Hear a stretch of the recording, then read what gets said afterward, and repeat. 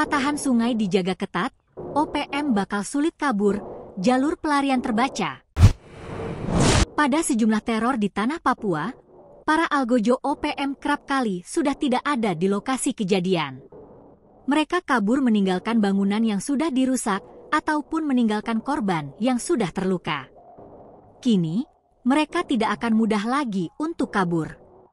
Sebab, TNI sudah membaca jalur pergerakan OPM untuk melarikan diri.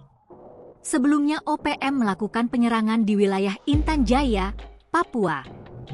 Korban padahal tidak tahu apa-apa dan sedang sibuk memotong kayu. Serangan terjadi pada 2 November 2024. Pelaku yang diduga dari OPM sudah keburu melarikan diri. Letut TNI Irawan selaku perwira hukum Batalion 509 mengatakan OPM kabur dengan memanfaatkan medan di Intan Jaya, Papua yang cukup sulit dilalui. Area-area tersebut dimanfaatkan para anggota OPM untuk kabur usai melakukan serangan.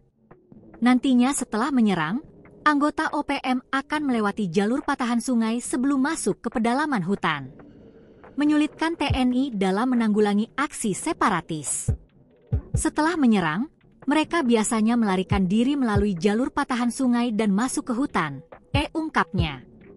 Meski medan sulit, para anggota TNI tetap bisa melakukan pengejaran dengan maksimal. Bahkan sudah ada beberapa anggota OPM yang berhasil diamankan dalam operasi sebelumnya.